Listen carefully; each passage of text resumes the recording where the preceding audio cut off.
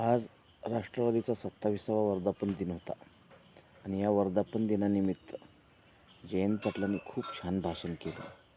म्हणजे राष्ट्रवादीचे जे सर्वोच्च नेते आहेत शरद पवार यांच्याविषयी त्यांनी कर्जमाफी संदर्भातला विषय असेल, डॉक्टर बाबासाहेब आंबेडकरांच्या विद्यापीठाला नामंतराचा विषय असेल, महिला आरक्षण असेल किंवा महिला धोरण असेल, अशा अनेक गोष्टीचं त्यांनी त्या ठिकाणी उल्लेख केला. आणि हे उल्लेख करत असताना त्यांनी हा बी उल्लेख केला की त्यांनी ह्या सर्व गोष्टीचं ब्रँडिंग केलं नाही.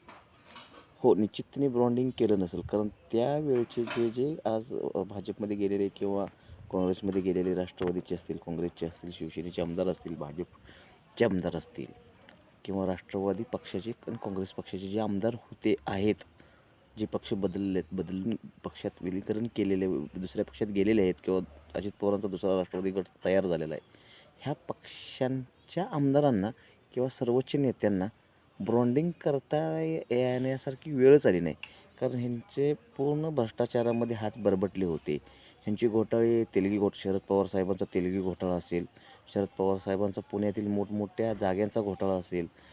आज तुम्ही जर बघायला गेला तर शरद पवारांची वेगळी प्रॉपर्टी आहे, सुप्रियाताईंची वेगळी प्रॉपर्टी आहे, रोहित पवारांची वेगळी प्रॉपर्टी आहे, अजितदादांची वेगळी प्रॉपर्टी आहे, पार्थ पवारांची वेगळी प्रॉपर्टी आहे, जय पवारांची वेगळी प्रॉपर्टी आहे, सुनीता पवारांची. म्हणजे पवार कुटुंबियांनी अख्खं पुणे, मुंबई, संपूर्ण महाराष्ट्र लुटला आहे. जयंतराव पाटील सांगता राहून गेले त्यांच्या तोंडून की महाराष्ट्राला लुटण्यात शरद पवारांचा किती मोठा हात होता, हे सुद्धा जयंत पाटील सांगताना थांबले.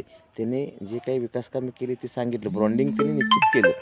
Incoming voice call from अख्ख्या महाराष्ट्राला लुटायचं काम पवार कंपनीने कसं केलं हे देखील जयंत पाटील सांगायचे राहून गेले. कारण राष्ट्रवादीमध्ये जेवढे काही incoming voice call. त्यांची सर्वांची प्रॉपर्टी सर्वसाधारणपणे 10,000 ते 15,000 कोटीच्या घरात आहेत.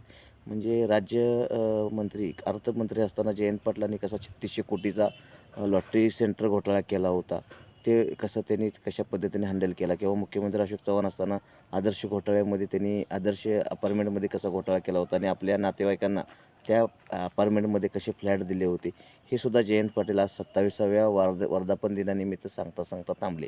त्यांना ब्रँडिंग करायचं होतं तर भ्रष्टाचार कमी करायचा होता आणि विकास कामे जास्त करायची होती. आज देशातील किंवा राज्यातील बहुतांश साखर कारखाने हे राष्ट्रवादीच्या स्वमालकीचे झालेले आहेत.